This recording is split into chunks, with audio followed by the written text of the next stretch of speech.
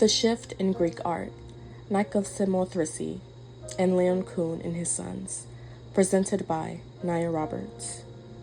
Today, Greek sculpture is often remembered for its balance and idealized beauty. But over time, this ideal began to evolve. By the Hellenistic period, Greek art had become more dramatic, emotional, and lifelike.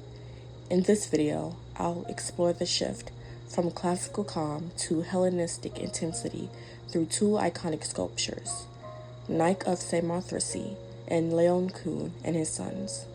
These works not only show mastery in the technical sense, but also reflect changing cultural values, emotions, and philosophies in its time. So, let's start with the classical period. This era primarily focused on symmetry, balance, and control, both physically and emotionally. Take Polykleitos, Doryphoros, or Spearbearer, for example. His pose shows contrast posto, where the weight shifts onto one leg, giving a natural but composed stance. There's no emotion. His face is calm and blank. This wasn't accidental. Classical artists believed in portraying an ideal human, one who was rational, proportionate, and in harmony with the world. Sculptures were meant to be timeless and godlike, not personal or emotional.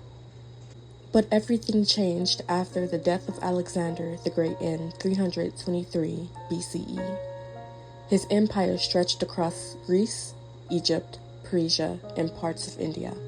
With this cultural expansion came new influences, philosophies, and a new sense of what art could express and portray.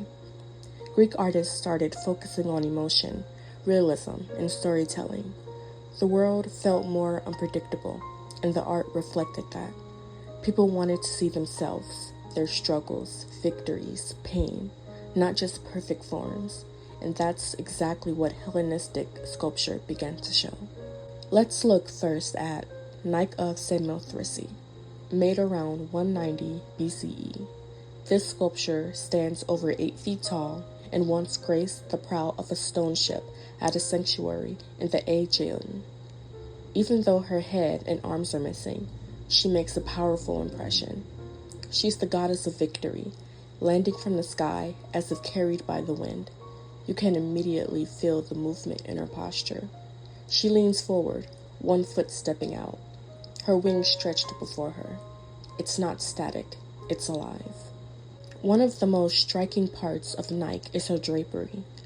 Her clothes ripple as if she's soaked, and they cling to her body in the wind.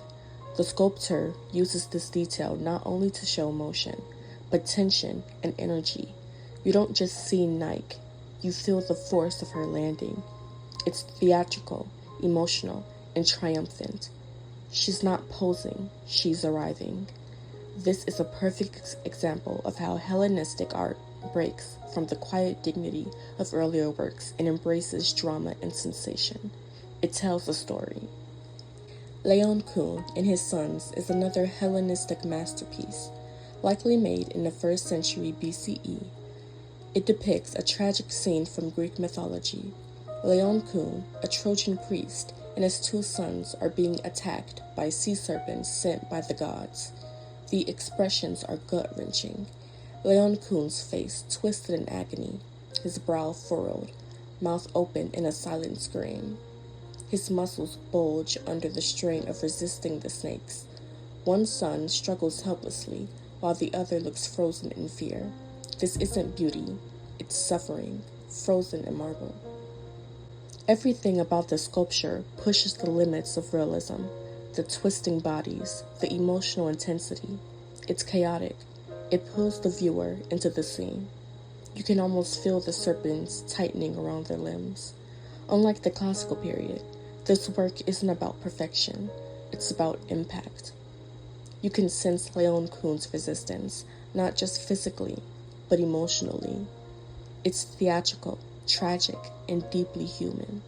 It also reflects a cultural fascination with suffering, fate, and inner conflict, themes that became central in Hellenistic thought and art.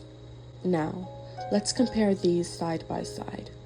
the still, idealized figures of the classical era next to the twisting, emotional forms of the Hellenistic. Classical sculpture shows us what people should be. Hellenistic art shows us what people are, flawed, passionate, and real. This evolution wasn't just stylistic, it mirrored a cultural shift from a world of order to one of complexity and drama. In both Nike and Laocoön, you see that shift captured in marble.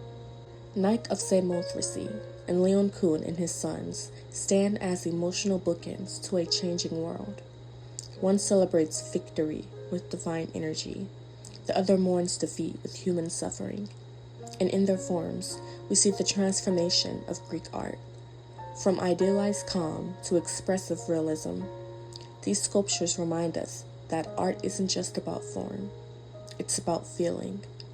It connects us to ancient people through emotion, story, and shared experience. These are the sources I used for this project, including books, journal articles, and museum websites. Thank you for listening.